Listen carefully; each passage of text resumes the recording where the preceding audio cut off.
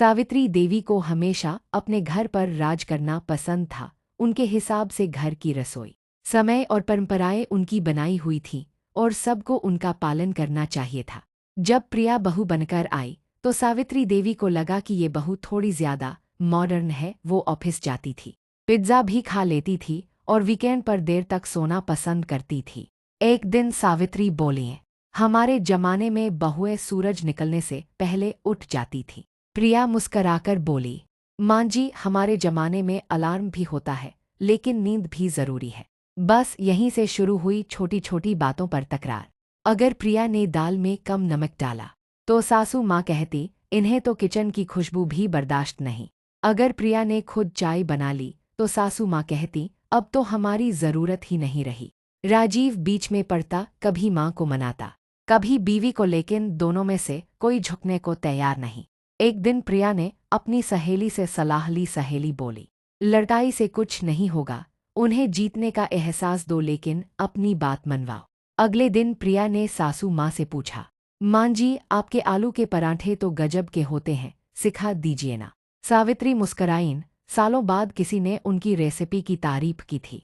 फिर क्या, दोनों ने साथ बैठकर पराठे बनाए, गप्पे मारी।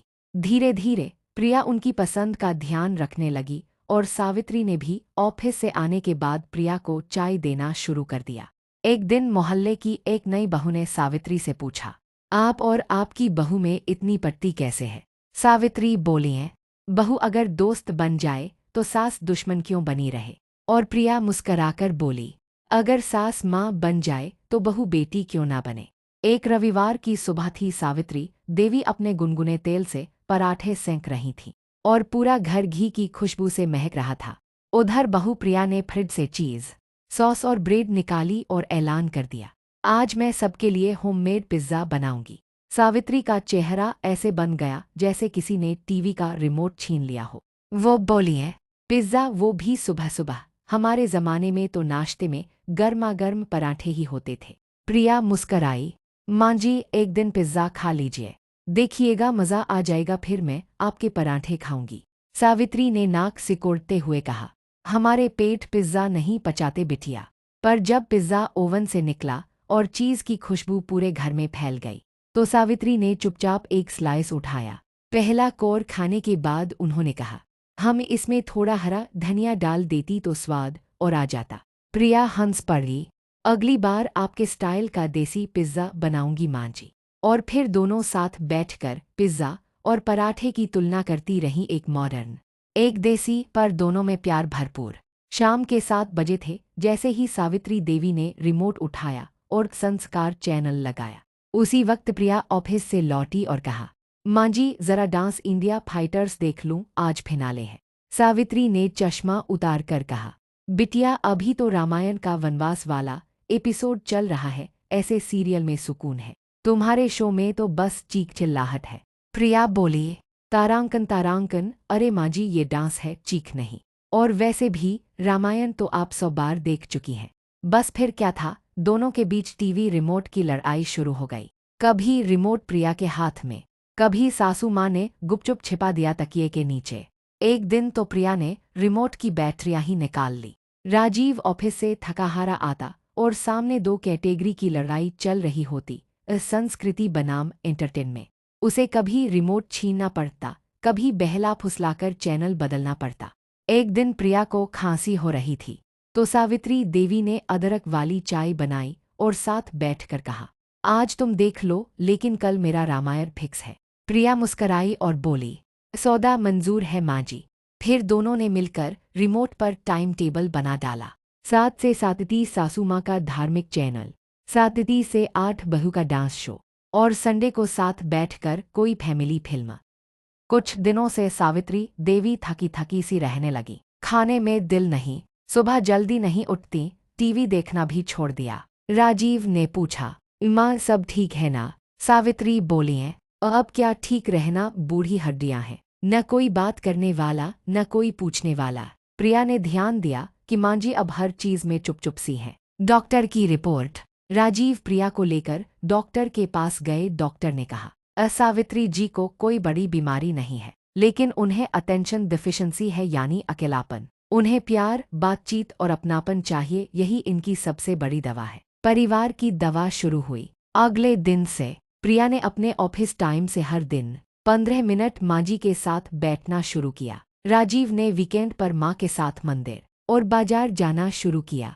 दोनों ने मिलकर सावित्री के लिए एक व्हाट्सएप ग्रुप बनाया, ए सुपरमम सावित्री, जहां पूरा परिवार हर दिन एक मैसेज करता था। प्रिया ने माँ जी से कहा, अब से हर रात आप हमें एक कहानी सुनाओगी, जैसे बचपन में दादी सुनाती थीं। सावित्री का चेहरा खिल उठा। अरे तुम दोनों तो वाकई मेरी सबसे अच्छी दवा हो। एक हफ्ते बाद सावित्री पूरी तरह ठीक थीं, बिना किसी गोली या इंजेक्शन के। बस थोड़ा प्यार, समय और सम्मान ने उन्हें नई ऊर्जा दे दी। सीखा, बुजुर्गों की बीमारी हमेशा शारीरिक नहीं होती। कभी कभी उन्हें बस ये भरोसा चाहिए कि वो अब भी जरूरी हैं, अब भी परिवार का दिल है। एक सुबह प्रिया को हल्की चक्कर और थकावट महसूस हुई। राजीव ने मजाक में कहा, कहीं तुम प्रेग्नेंट तो नहीं?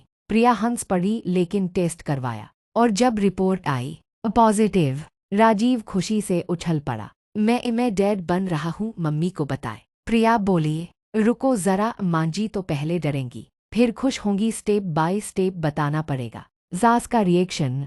जब प्रिया ने धीरे से बोला, माँ जी एक खुशखबरी है, आपके घर नन्हा मेहमान आने वाला है। सावित्री पहले तो कुछ पल चुप रहीं, फिर आंखों में चमक और होंठों पर मुस्कान के साथ बोली, मतलब मैं दादी बनने वाली हूँ। फिर अचानक वो बोली, अब बहू रसोई में नहीं जाएगी और राजीव, तुम्हारी बीवी अब सिर्फ आराम करेगी। राजीव हैरान, ये वही सास है जो पराठे के लिए लड़ती थी। घर का बदलता माहौल, अब हर चीज बदल गई थी। सावित्री देवी हर दिन गुनगुना दूध, फल, बादाम और पुराने देसी नुस्खे लेकर तैयार रहती। प्रिया अब ऑफिस कम जाती और माँ जी के साथ बैठकर नामकरण की लिस्ट बनाती। राजीव हर अल्ट्रासाउंड पर छुट्टी लेता और प्रिया के पैर दबाता। एक दिन सावित्री बोली, मैंने सोचा है अगर पोता हुआ तो नाम होगा विवेक और पोती हुई तो संस्कृति। प्रिया बोली, माँ जी थोड़ा मॉडर्न नाम भी सोच लीजिए, जैसे आरव या अवनी। और दोनों हंस पड़ी। अंत में 9 महीने बाद घर में किलकारी गूंजी। एक प्यारी सी बिटिया हुई। सावित्री की आंखों में आंसू थे, वो बोली, मैंने तो बहू को बेटी माना था, अब सच में मेरी 2 बेटियां हैं। प्रिया मुस्कराई, और मैं अब सिर्फ बहू नहीं माँ भी हूँ। पर आपकी छाया में जब प्यार, समझदारी और थोड़ा सा बदलाव हो, तो सास बहू का रिश्ता सबसे खूबसूरत बन सकता है। और जब परिवार में नया जीवन आता है, तो पुराने मनमुटाव अपने आप मिट जाते हैं। तो दोस्तों, ये थी आज की कहानी। उम्मीद है आपको ये कहानी पसंद आई होगी। अगर आपको कहानी अच्छी लगी हो तो लाइक करना मत भूलिएगा, और ऐसी ही और कहानियाँ सुनने के लिए चैनल को सब्सक्राइब करें। आपकी राय हमारे लिए बहुत मायने रखती है, तो कमेंट में बताइए आपको कहानी कैसी लगी और आप आगे किस तरह की कहानियाँ देखना चाहते हैं। मिलते हैं अगली दिलचस्प कहानी में। तब तक के लिए धन्यवाद और जय हिंद।